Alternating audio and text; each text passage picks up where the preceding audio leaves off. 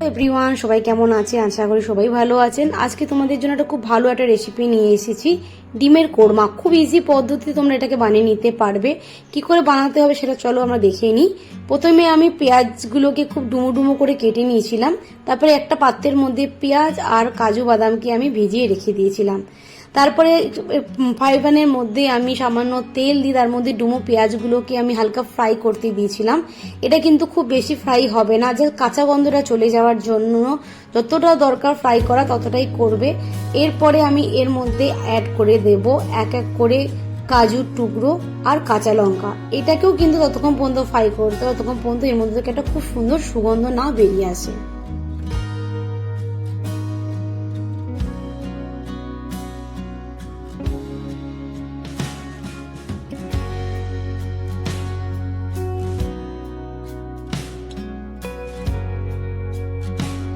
মিশ্রণটা দেখো খুব সুন্দর করে ফ্রাই হয়ে গেছে। তারপরে এর মধ্যে আমি অ্যাড করে দিলাম সামান্য পরিমাণ জল অ্যাড করে আমি ওভেনটাকে বাড়িয়ে দিয়েছিলাম।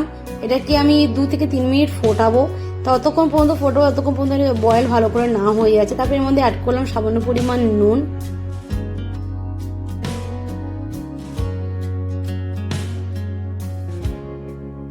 তারপরে যখন জলটা ফুটে যাবে তখন আমি গ্যাসের ওভেনটা বন্ধ করে রেখে ঠান্ডা করতে রেখে দিলাম। অন্যদিকে আগে থেকে আমি ডিম বয়েল করে রেখে দিয়েছিলাম, সেগুলো সুতো দিয়ে মাঝখান থেকে কেটে 2 টুকরো করে নিলাম।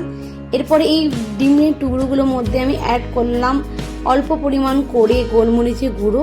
এই গোলমরিচের গুঁড়োটা কিন্তু পরিমাণ বেশি না হওয়ার, মোটামুটি সবকটার মধ্যে যেন কোয়ান্টিটি হিসেবে থাকে। তারপরে এর মধ্যে আমি অ্যাড করে দিলাম সামান্য পরিমাণ নুনও। এবার দুদিকেই আমি ডিমের ওপিট ভালো করে আমি গোলমরিচ নুনের মিশ্রণটাকে আমি মাখিয়ে নিলাম। আলাদা ফ্রাই প্যানের মধ্যে আমি অল্প পরিমাণের মাখন নিয়ে নিলাম। মাখনটা যতক্ষণ পর্যন্ত না গলবে ততক্ষণ পর্যন্ত কিন্তু এটাকে ধিমে আঁচে নাড়াতে থাকবে, নয়তো জিনিসটা একই জায়গায় পুড়ে যাবে। এই জন্য এটাকে কিন্তু ধিমে আঁচে করতে হবে। এটা যখন খুব পুরোটাই লিকুইড ফর্মে চলে আসবে তখন আমি এর মধ্যে আগে থেকে যে মিশিয়ে রেখেছিলাম গোলমরিচ এবং নুন দিয়ে ডিমটাকে, সেটাকে আমি ফ্রাই প্যানের মধ্যে ফ্রাই করতে দিয়ে দিলাম। প্রথমে আমি এক পিঠটা ভালো করে যখন ফ্রাই করে নেবো, তারপরে এটাকে উল্টে আমি আরেকটা পিঠও খুব ভালো করে ফ্রাই করবো। পুরোটাই কিন্তু চলবে তোমার একদমই ধিমে আছে।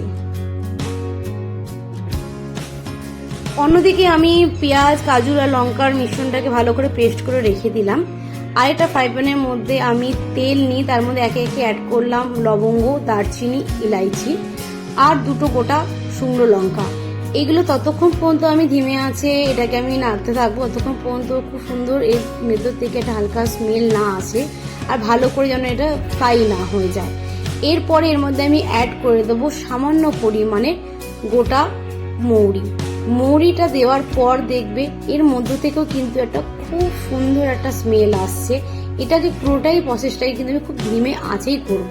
তারপরে অ্যাড করে দিচ্ছি 2 চামচ আদা রসুনের পেস্ট।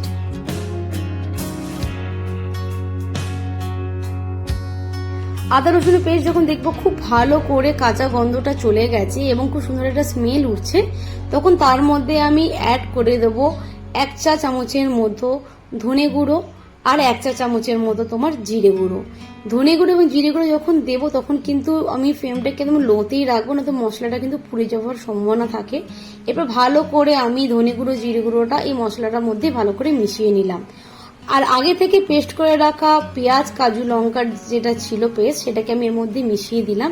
দিয়ে খুব ধীমে আমি এটাকে নাড়াতে থাকবো যতক্ষণ পর্যন্ত না পেস্টটা খুব ভালো করে তৈরি হয়ে যাচ্ছে, ততক্ষণ পর্যন্ত কিন্তু আমি পেস্টটাকে এইভাবেই নাড়তে থাকবো। আর এটাও কিন্তু পুরোটাই লো ফ্লেমের মধ্যে চলবে।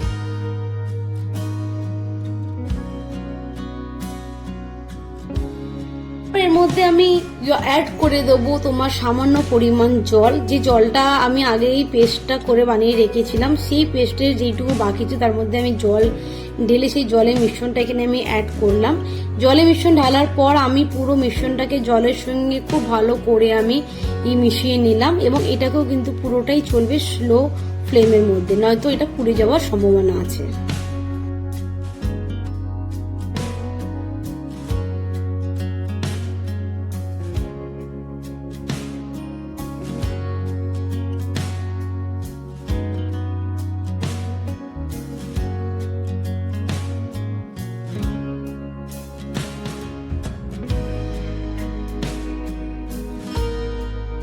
খানিকটা ভালোভাবে হয়ে গেল, তখন আমি এর মধ্যে 2 চা চামচের মতো টক দই আগে থেকে ফেটিয়ে রেখেছিলাম সেটা অ্যাড করলাম। এবং এটা দেওয়ার সাথে সাথেই কিন্তু এটাকে ভালো করে নাড়তে থাকবে, যেন গরমে তাপে পড়ে এটা ফেটে না যায়। এই জন্য ফ্লেমটাকে কিন্তু খুবই তোমরা রাখবে স্লোতে। আর এরপরে আমি এটাকে ফোটার জন্য ধিমে আঁচে রেখে ঢাকা দিয়ে রেখে দিলাম।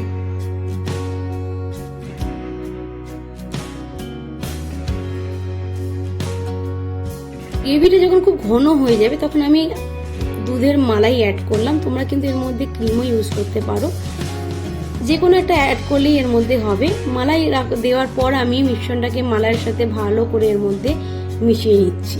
তারপরে আমি এর মধ্যে অ্যাড করলাম রোস্টেড কারি পাতা আর এলাইচির গুঁড়ো। এলাইচি গুঁড়োটা কিন্তু আমি বাড়ির মধ্যেই পেস্ট করে নিয়েছিলাম, তোমরা চাইলে দোকান থেকেও কিন্তু এলাইচি গুঁড়ো পাওয়া, সেটা তোমরা অ্যাড করে নিতে পারো।